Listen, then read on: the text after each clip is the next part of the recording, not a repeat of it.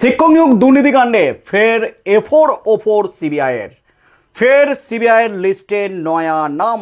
এই মুহূর্তের সবচেয়ে বড় খবর, শিক্ষক নিয়োগ দুর্নীতিকাণ্ডে 3 বছর ধরে তদন্ত চালাচ্ছে সিবিআইকে নিয়ে বারবার প্রশ্ন উঠে গেছে আদালতে। মেন মাথাকে কেন ধরতে পারছে না সিবিআই? মেন মাথা পর্যন্ত কেন পৌঁছাতে পারছে না সিবিআই? কেন প্রায় 3 বছর হয়ে গেলেও এখনও চার্জশিট জমা দেওয়া বা চার্জ গঠন করে বিচার প্রক্রিয়া কেন শুরু করতে পারল না সিবিআই? একের পর এক 3 বছর ধরে চার্জশিট তারা জমা দিয়েই চলেছে। এর তদন্ত কি শেষ হবে না? যখন বারবার প্রশ্ন উঠে যাচ্ছে সিবিআইকে নিয়ে, সিবিআইয়ের তদন্ত নিয়ে, ঠিক সেই মুহূর্তেই কিন্তু এবার হাঁড়ি ভেঙে দিল সিবিআই। এবার সিবিআইয়ের লিস্টে একেবারে হেভি ওয়েট নেতার নাম। এই নেতা লিস্ট দিতেন আর এক হেভি ওয়েট নেতা কালীঘাটের কাকুকে। কালীঘাটের কাকু মারফত সেই লিস্ট পৌঁছে যেত একেবারে পার্থ চ্যাটার্জি, মানিক ভট্টাচার্যদের কাছে।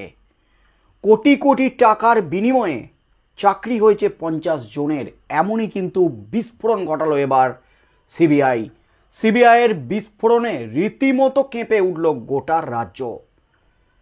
শিক্ষক নিয়োগ দুর্নীতিকাণ্ডে বিকাশ ভবনের গোডাউনে তল্লাশি চালিয়েছিল সিবিআই এবং সেই তল্লাশিতে গোডাউনে ঢুকতেই কিন্তু চক্ষু ছানা বড়া, কারণ 500টা বস্তা ছিল। কোন বস্তায় আছে শিক্ষক নিয়োগ দুর্নীতিকাণ্ডের তথ্য?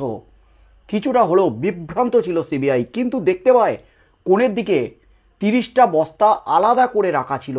এমনই কিন্তু তথ্য তুলে ধরা হয়েছে আনন্দবাজার ডিজিটালের প্রতিবেদনে। সিবিআই আধিকারিকদের সূত্রে এমনই কিন্তু খবর উঠে এসেছে। সেই 30টা বস্তা খুলতেই কিন্তু একের পর এক চাঞ্চল্যকর তথ্য সামনে আসছে। কোন কোন প্রভাবশালীরা অযোগ্যদের চাকরির সুপারিশ করতেন, সেই প্রভাবশালীদের নাম সামনে আসছে। এবং কোথায় বৈঠক হতো? দুর্নীতির বৈঠক, গোপন বৈঠক। কোনো অফিসে নয়, সরকারি অফিসে করলে দুর্নীতি ধরা পড়ে যাবে। তাই পার্থ চ্যাটার্জি দুর্নীতি চাপা দিতে নিজের বাড়িতে করতেন দুর্নীতির গোপন বৈঠক। উপস্থিত থাকছেন মানিক ভট্টাচার্য, কুন্তল ঘোষ সহ একাধিক প্রভাবশালী, একাধিক এজেন্ট। কাকে চাকরি দেওয়া হবে, কাকে দেওয়া হবে না, সেই লিস্ট তৈরি করতেন পার্থ চ্যাটার্জি নিজেই। সেই লিস্ট পাঠিয়ে দেওয়া হতো প্রাথমিক শিক্ষা পর্ষদের প্রাক্তন সভাপতি মানিক ভট্টাচার্যকে। এমনই কিন্তু বিস্ফোরণ ঘটিয়েছে সিবিআই।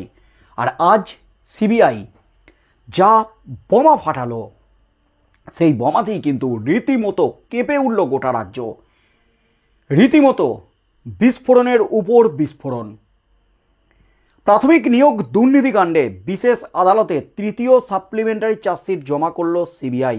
আর তাতে উঠে এলো ফের বিজেপি নেতা অরুণ হাজরার নাম। এর আগে বিজেপি নেতা তথা শুভেন্দু অধিকারী, রাজ্যের বিরোধী দলনেতা শুভেন্দু অধিকারীর ভাই দিব্যেন্দু অধিকারীর নাম উঠে এসেছে। তৃণমূল নেত্রী ভারতী ঘোষের নাম উঠে এসেছে। তারাও কিন্তু সেই সময় সুপারিশ করেছিলেন পার্থ চ্যাটার্জিকে। সেই লিস্ট সামনে এসেছে। দিব্যেন্দু অধিকারী ছিলেন সেই সময় তৃণমূলের সাংসদ এবং ভারতী ঘোষ ছিলেন আইপিএস অফিসার, পুলিশ সুপার ছিলেন। তাদের লিস্টও কিন্তু সামনে এসেছে। তাদের লিস্ট সামনে আসতেই কিন্তু তারা মুখ খুলেছেন। দিব্যেন্দু অধিকারী বলেছেন, আমি যদি দুর্নীতিকাণ্ডে জড়িয়ে থাকি তাহলে আমি গলায় দড়ি দিয়ে ঝুলে পড়বো, এমন বলবো না যে আমি এত বোকা নই যে আমি এই দাবি করব। কিন্তু আমি যদি দোষী হই, অপরাধ যদি করে থাকি, আমাকে আইন আদালত যা রায় দেবে, যা নির্দেশ দেবে, যা শাস্তি দেবে, আমি মাথা পেতে নেব। এবং ভারতী ঘোষ, প্রাক্তন পুলিশ সুপার ভারতী ঘোষ, বর্তমান বিজেপি নেত্রী ভারতী ঘোষ, তিনি কিন্তু সমস্ত অভিযোগ উড়িয়ে দিয়েছেন। তার সাথে সাথে তৃণমূলের একাধিক প্রভাবশালী বিধায়ক, মন্ত্রী, প্রাক্তন মন্ত্রী থেকে শুরু করে প্রাক্তন বিধায়কদের নামও কিন্তু সামনে এসেছে, যারা অযোগ্যদের চাকরির জন্য সুপারিশ করেছিলেন। আর এবার কিন্তু কালীঘাটের কাকুর সাথে নাম জড়ালো বিজেপি নেতা অরুণ হাজরার। সিবিআইয়ের চার্জশিটে উল্লেখ রয়েছে, অরুণ হাজরা অযোগ্য চাকরি প্রার্থীদের তালিকা সুজয় কৃষ্ণ ভদ্রকে দিতেন। অরুণের দেওয়া তালিকা থেকে 50 জনেরও বেশি চাকরি হয়েছে। আর সেক্ষেত্রে মাথা পিছু 5 থেকে 8 লক্ষ টাকা নিতেন অরুণ। প্রাথমিক নিয়োগ দুর্নীতি মামলার সাপ্লিমেন্টারি চার্জশিটে কালীঘাটের কাকু সুজয় কৃষ্ণ ভদ্র, তৃণমূল যুব নেতা শান্তনু বন্দ্যোপাধ্যায়েরও নাম রয়েছে। চার্জশিটে 201 ধারা অর্থাৎ তথ্য প্রমাণ লোপাটের ধারা যোগ করা হয়েছে। 11 জন সাক্ষীর গোপন জবানবন্দি নেওয়ার আবেদন করেছে সিবিআই। জালিয়াতি, প্রতারণা, দুর্নীতি দমন আইন ও তথ্য প্রযুক্তি আইনে চার্জশিট দেওয়া হয়েছে। চার্জশিটে আগে কাকু ও শান্তনুর নাম থাকলেও অরুণ হাজরার নাম এই প্রথমবার সামনে এলো। এটা কিন্তু একেবারে নয়া নাম। এবার প্রশ্ন, কে এই অরুণ হাজরা? জানা যাচ্ছে অরুণ হাজরা উত্তর কলকাতার বিজেপি নেতা। তিনি আগে কংগ্রেস করতেন, তারপর তিনি তাপস রায়ের সঙ্গে বিজেপিতে যোগ দিয়েছিলেন। এর আগে পার্থ চট্টোপাধ্যায়ের কাছে যে চাকরির সুপারিশ গিয়েছিল তাতেও উঠে এসেছিল বিজেপি নেতাদের নাম।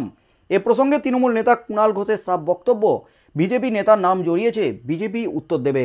অন্যদিকে এই অরুণ হাজরাকে সংবাদ মাধ্যমের তরফ থেকে ফোন করা হলেও তিনি ফোন তোলেননি।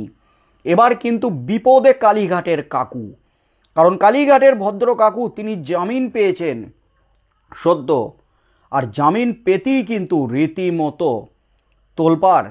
কালীঘাটের কাকুর বিরুদ্ধে রীতিমতো বিস্ফোরণ ঘটালো সিবিআই। অন্তর্বর্তী জামিন পাওয়ার সবে কয়েকদিনের জন্য বাড়ির বিছানায় শুতে পেরেছেন কাকু, কিন্তু তাতেও যে তার স্বস্তি নেই, নিস্তার নেই, সেটা কিন্তু বুঝিয়ে দিল সিবিআই।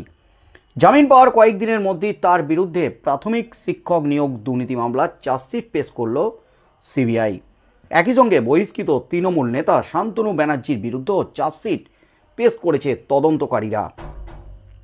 প্রাথমিক স্কুলে অযোগ্যদের নিয়োগের বিনিময়ে আদায় করা হতো কোটি কোটি টাকা। কিভাবে পৌঁছেছে সুজয় কৃষ্ণের সংস্থায় তা উল্লেখ করেছে চার্জশিটে সিবিআই। নিয়োগ দুর্নীতি কাণ্ডে সিবিআইয়ের মামলায় গত মঙ্গলবার অন্তর্বর্তী জামিন পেয়েছেন সুজয় কৃষ্ণ। তার শারীরিক অবস্থা দেখে তাকে মানবিক কারণে শর্ত সাপেক্ষে জামিন দিয়েছে আদালত। জামিনের শর্ত হিসাবে বাড়ি থেকে হাসপাতাল ছাড়া কোথাও যেতে পারবেন না সুজয় কৃষ্ণ। এমনকি বাড়িতে থাকলেও সিবিআই তার উপর কড়া নজরদারি চালাবে। কঠোর শর্তের জামিন হলেও দীর্ঘদিন পর বাড়িতে ফিরতে পেরে কিছুটা স্বস্তি পেয়েছেন তিনি। কিন্তু এবার তার বিরুদ্ধে বোমা ফাটালো সিবিআই। চার্জশিটে কীভাবে দুর্নীতির টাকা কাকুর কোম্পানিতে ঢুকেছে তা জানানো হয়েছে। এর আগে কিন্তু কাকুর কণ্ঠস্বরের নমুনা সংগ্রহ করেছে সিবিআই। সেই কণ্ঠস্বরের নমুনা ফরেনসিক পরীক্ষার জন্য পাঠানো হয়েছে। তার মধ্যেই কিন্তু ফের সিবিআইয়ের লিস্টে নয়া নাম অরুণ হাজরা, যিনি আগে কংগ্রেস করতেন। তিনি এই মুহূর্তে বিজেপিতে গেছেন, এমনই কিন্তু খবর উঠে আসছে। এবার কি হতে চলেছে, সিবিআই এবার কি পদক্ষেপ নেয়? শুধু অরুণ হাজরা নয়, অরুণ হাজরার মারফত নাকি 50 জনের চাকরি হয়েছে, এমনই কিন্তু দাবি করছে সিবিআই তাদের চার্জশিটে। এই লিস্ট কালীঘাটের কাকুকে পাঠাতেন। 5 থেকে 7 লক্ষ টাকা করে তোলা হয়েছে এই 50 জনের কাছ থেকে। কোটি কোটি টাকা তোলা হয়েছে। কালীঘাটের কাকু কাকে পাঠাতেন এই টাকা?